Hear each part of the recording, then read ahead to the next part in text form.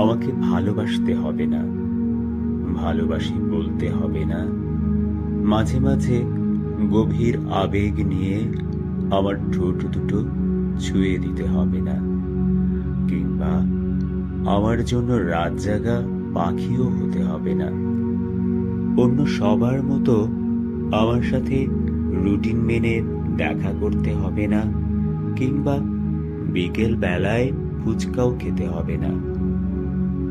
এত অসীম সংখ্যক না এর ভিড়ে শুধুমাত্র একটা কাজ করতে হবে।